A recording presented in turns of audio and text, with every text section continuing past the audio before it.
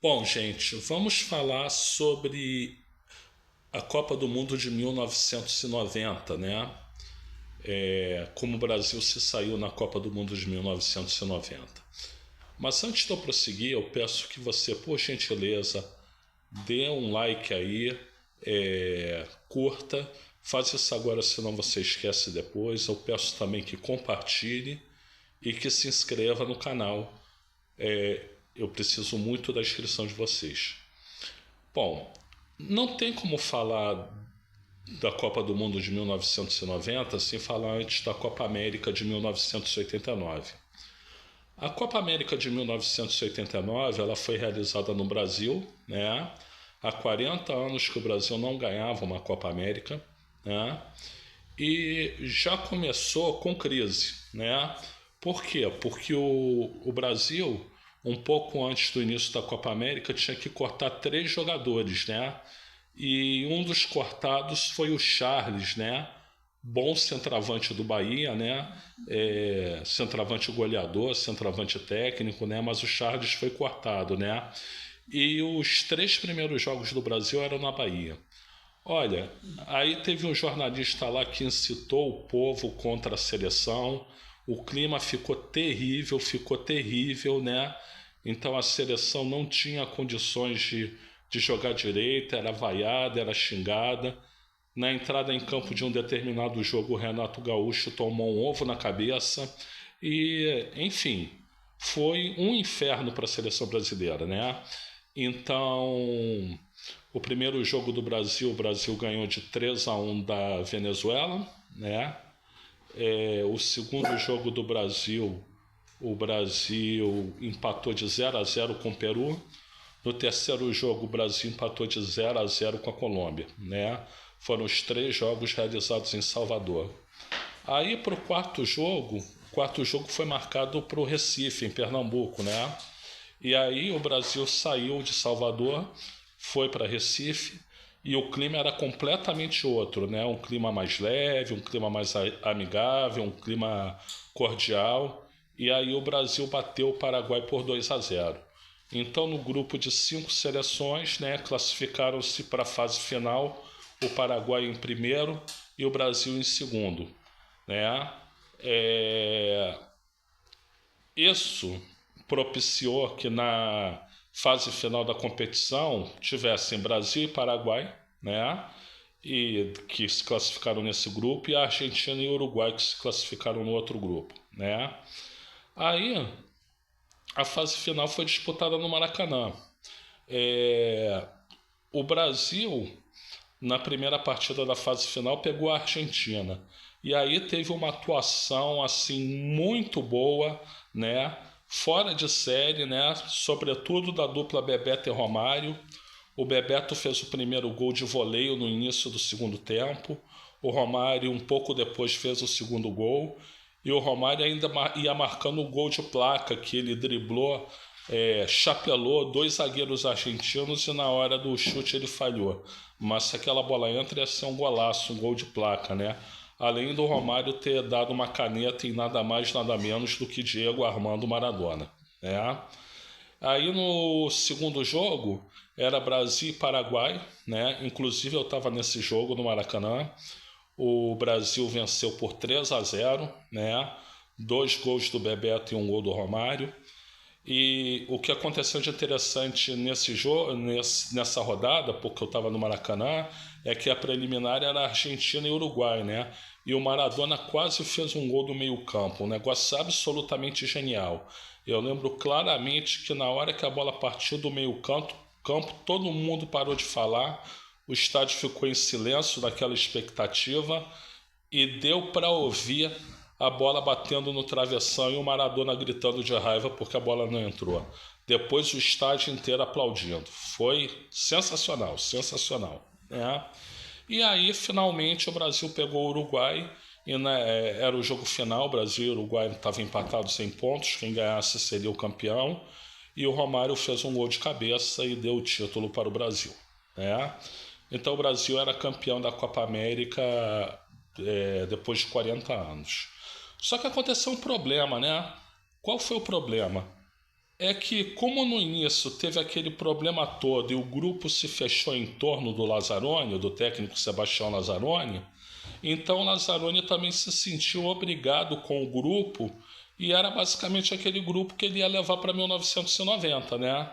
Sem haver alterações caso algum jogador tivesse mal e etc, né? Então, aí veio a Copa de 90 e algumas polêmicas aconteceram na convocação final para a Copa do Mundo de 1990. Por exemplo, o Giovanni que foi do Vasco, que estava no Bolonha da Itália, ele acusa que ele só não foi convocado porque ele já tinha sido vendido para a Europa e o objetivo ali daquela seleção era exatamente jogadores brasileiros serem vendidos para a Europa. Ele já tinha sido vendido, então ele não era interessante, né?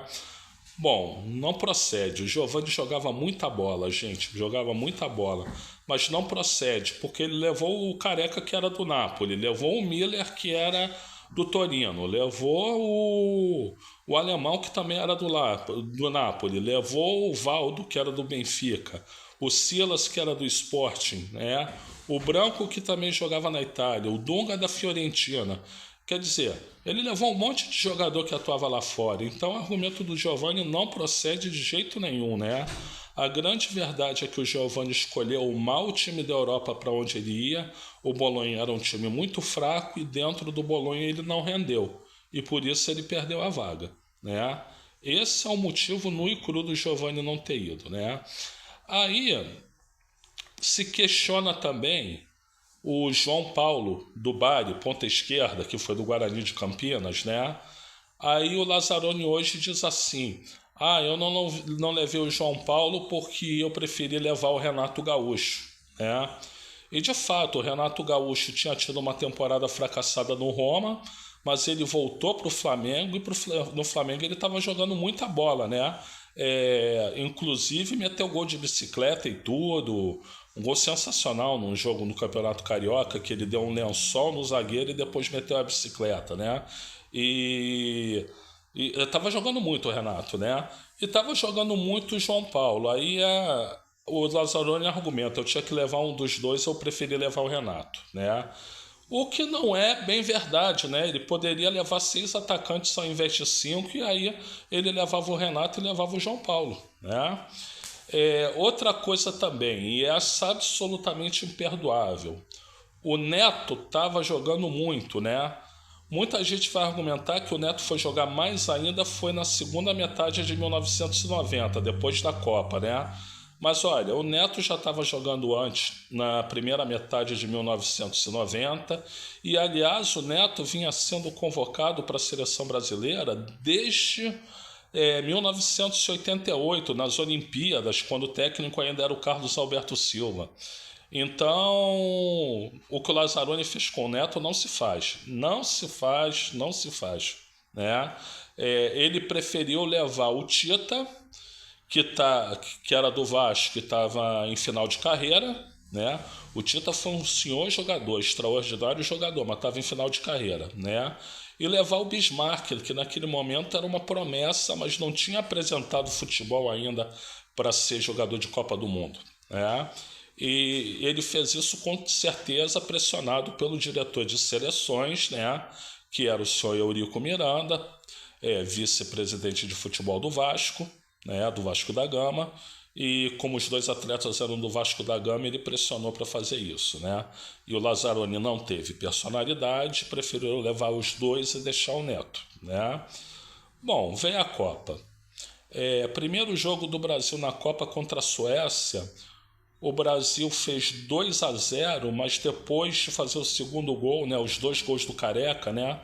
Depois de fazer o segundo gol, o Brasil tomou logo ficou 2-1, e aí os últimos 20 minutos de jogo foi uma pressão da Suécia, assim, muito grande mesmo, né? Então a Suécia quase empatou o jogo, né? Veio o jogo com a Costa Rica, né? E aí o Brasil ganhou de 1-0, o gol do Miller, mas também foi um jogo muito ruim da seleção brasileira, né?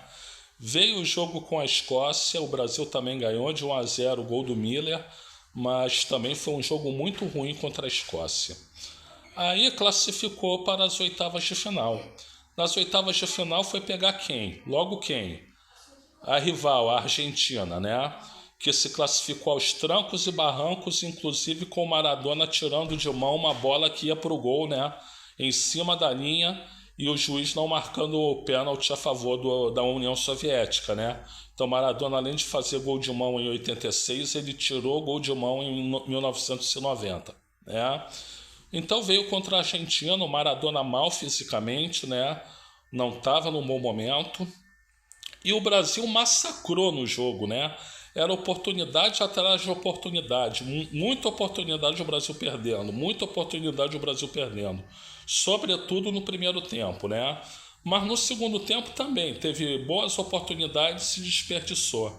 Aí já com o jogo se encaminhando para o fim do tempo normal, o Maradona pega uma bola do meio campo, passa pelo alemão, passa pelo Dunga, vem evoluindo, coloca a bola entre os dois zagueiros brasileiros, o Ricardo Gomes e o Ricardo Rocha, e a bola cai no pé do Canija, que só teve o trabalho de driblar o Tafarel e fazer o gol.